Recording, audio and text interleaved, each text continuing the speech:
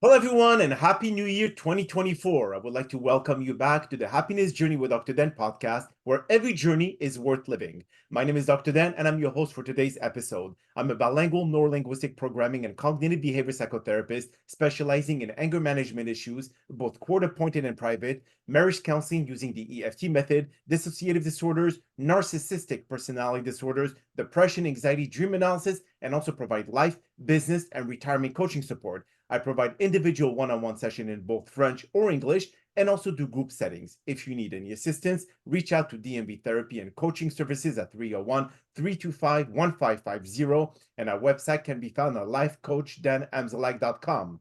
Today, I'm very excited to have for our 10th and last episode of season 19, a very special guest and author of Mexico Time and her journey as an expat living in Mexico, finding her true happiness, Cyn Posner. And just like every of my past episode, I will leave it up to the guests to properly introduce themselves, as no one can do a better job. Cynthia, the floor is yours. Hi, everyone. Thanks for having me, Dr. Dan. I am Cyn Posner, Cynthia Posner, and I am an expat. Moved from Los Angeles, California, Hollywood, entertainment capital of the world, to Mexico. And I'm in San Miguel de Allende, Mexico. It's up in the mountains. It's not on the ocean. And it's beautiful here. And I chose moving to Mexico because my mother's Mexican, and I've been coming for summers and holidays my whole life to Mexico.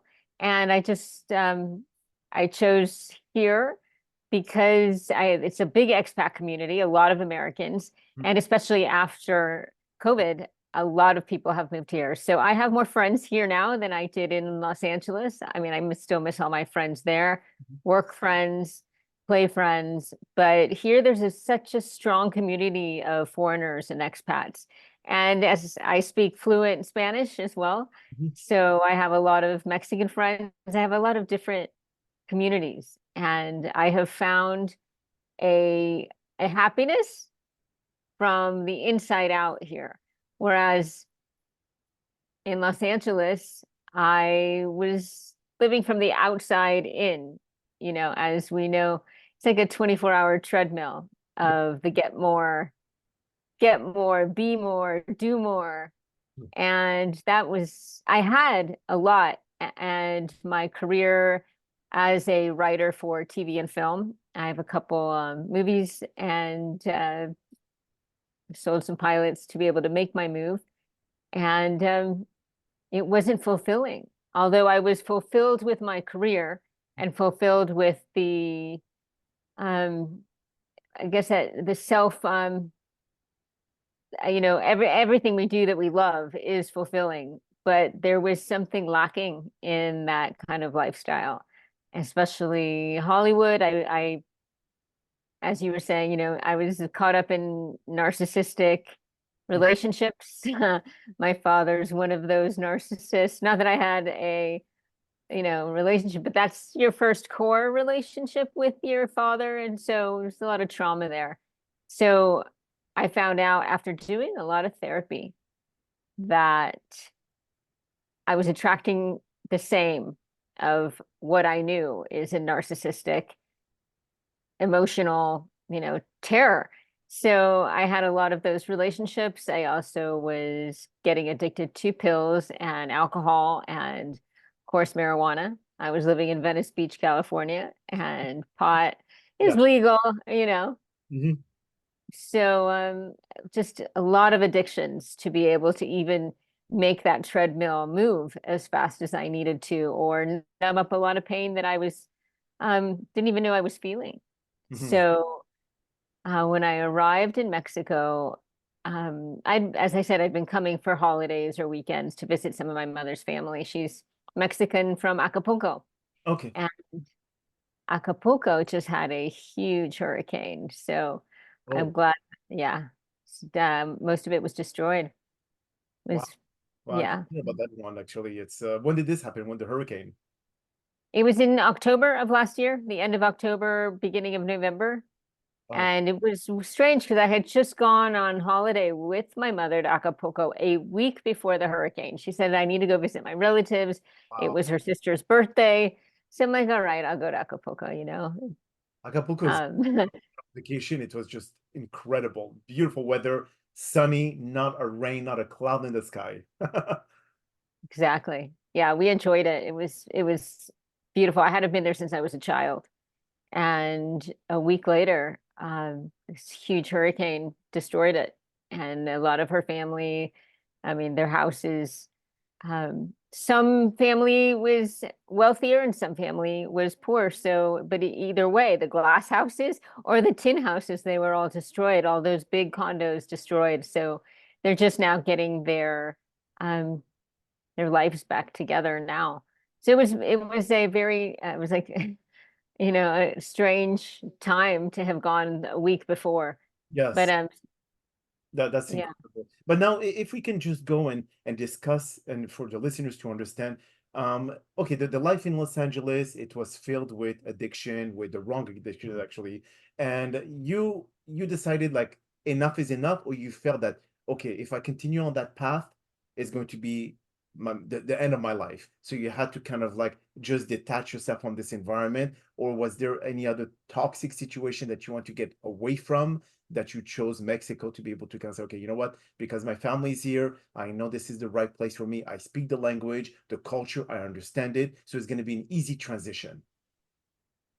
I wasn't thinking that it was going to be an easy transition or a long-term transition.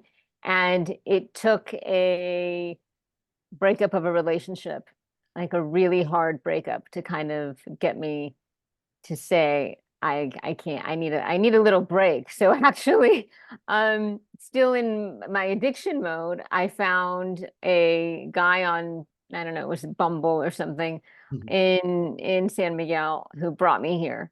Okay. And the story is in this book that I wrote, Mexico Time. I'll show you Mhm. which is like I had this the chapter opens with this intense breakup. And I said, I got to get out of here. And so I met this other guy in San Miguel who I came here to visit. And same kind of narcissistic kind of guy that got me here. But once I was here, I said, I've had enough. I need a break. And I was just thinking I needed a break from LA. I was actually terrified to go back because when I arrived here, Mhm. I felt something so integral happening to my psyche. And it's like I slow down. And in Mexico, the time is slow. Everything is slow motion. Yes. And it is so slow. And so in that slow motion, I found that I could hear myself think. Mhm. I could feel myself breathe. And I became in tune with something that I didn't even know I needed to become in tune with, and I didn't want to go back. And so, silver lining for me, the pandemic happened, and I I'm gonna stay a little while. I didn't have to go back to work at that time, Okay. and so I bought a little place here. I had some money. I bought a little place, and I just was ensconced in this town. Most of it wasn't open. There was like one or two coffee shops, restaurants open. Um, Everybody was masked. Everybody was just like in the States, but it was a freer environment. People could walk their dogs and say hello and goodbye. But it was due to the pandemic that I said I this feels like I need to make the permanent move. I was just scared to go back. I did go back because I had to shut down my apartment and go get back to work, but then I was able to bring my online work here. And I haven't been able to go back since. I've done a lot of traveling because living in a small town, every 3 to 4 months, I'll say, I need to do a little trip, Mhm. and like to Guatemala or to Costa Rica, places nearby or beaches. The Mexican beaches are amazing. Good. And yeah, I mean, So they, how long did it take you from, because I'm sure that listeners are contemplating, I want to get the hell out of here. I had enough. yeah, I had enough of this treadmill of life. this constant pursuit of things that may or may not happen. So they want to be able to have an easier, not easier life necessarily, but more kind of like a stress-free life, if we would call it this way. So how long did it take you from um, getting everything organized, prepared, selling everything off in the US and get ready to be able to start your new life elsewhere? It took, once I made up my mind, because the struggle is like the shock of what if I actually do this? And first, finding a place that you want to go, because if you travel, like I did travel I love Asia. I love Thailand, Bali. I would have moved to Thailand or Bali, but that's too far away, and the permits are more difficult. Um, so once I made the decision, it was I I I was like, well, maybe I'll just keep my LA apartment as security, because it's very daunting and difficult to say, okay, I'm going to do it and then just sell everything. So I did it in a slow matter of maybe 2 moves. I went to my apartment. I knew I had to do it, so I started to pack up some army duffel bags, bring some stuff here, finally buy the place that I am in now, and then I packed up and left I granted I rented in Venice, so I didn't have the struggle of having to sell a house and clear out a house that you've been in for, 20, 30, 50 years, your whole life. But Yeah. I think that little baby steps are much easier than I mean, I know people and I have friends here that have gone and done it in 2 weeks. They just sell everything or pack up their furniture, bring it on, buses, because there's a lot of moving van situations. Mexico's easy because it's right on the border of the US. I'm on the good part of the dirt, it's called Okay. now, and we don't even know what's going to happen. But the visas here, since I'm half Mexican, it was easy for me. I have 2 passports. But Yes. a lot of people come here on a tourist visa, they end up getting a temporary visa and then later a permanent visa once they have ultimately said, yes, I'm going to do this, after they spent a year here saying, I can do this. But yeah, the jump is the jump leaving your life. The first thing is the decision, and then it'll slowly be like, yes, I have to do this. And you'll hear this little voice. I heard this little voice in me that said, you have to do this. Like you have to do this or you're just going to die. Mhm. And I felt that dark hole of like, yeah, I'm going to die, or I'm going to slowly kill myself with Yeah. drugs and alcohol and abuse of self-abuse, you Uh, know. Um, so was it on the Baja side of California that you went down on that coast, or you're more near what border does it share with the US that you're close to? well, the San Diego Tijuana border is the Okay. closest. From LA, you go down to San Diego, and then Tijuana is right there. So the drive is easy from anywhere in the US. From Texas, I mean, a lot of Texans live here, and they just drive back and forth. Um, I didn't want to bring my Prius here because this is in the mountains. There's cobblestone streets. The shocks would Oh, like wow. no. So I sold my car. I just packed everything in 3 big army duffel bags and came here. And the guard at the airport was like, "Why do you need like 30 pairs of jeans?" And I was still on a 30 day, and it's like, because I need my jeans. But when I got here, I ended up selling a lot of my clothes that I didn't need here. I didn't need heels. I didn't need stuff. But Okay. I did sell my designer stuff in Los Angeles, because the last thing I need in this little bohemian hippie town is my Chanel bag, like those things that we think that we need, Yes. and they're beautiful objects. I love beautiful things, but it's just stuff, Yes. and so that stuff I just wanted as little as stuff as possible. Mhm. And What about the yeah, so what's what about the cost of living where you are in Tijuana? I mean, compared to Los Angeles, obviously it's like a third or a fourth of the price, but is it quality living? I mean, is there anything missing when you need it, or you have to kind of like drive a bit further in a major city to be able to get what you need? well, I'm in the town here that I'm in San Miguel de Allende. So it's from Tijuana driving, it's probably a day and a half drive. Oh, So, but here, yeah, in San Miguel or the beaches, there's Costco's, there's Walmart's, okay, yeah, I mean, I have to go to the bigger city, which is an hour away to get stuff if I want Costco. okay. But I don't miss anything from the States. I may miss like, I don't know, you know what I miss from the States is like fast food. Like Uh, here I get the freshest food, the freshest meats, the freshest vegetables, like everything is organic. Everything is organic. The farmers are organic. They don't have pesticides here in the farms. okay. So, some people are like, where's the organic store? It's like, yeah, the fruit and vegetable stand on your corner and much cheaper, much cheaper, much fresher. Um, the restaurants here, I mean, this is a foodie town. And Yeah. I think that's why a lot of it's just catered for expats. It's catered for foreigners because the restaurants are, I mean, they're prime. They're and the I would say cost for like an excellent meal steak $20 versus in California or LA, you can't get it. Wow. $40, $50 meal, plus if Yeah. you're drinking.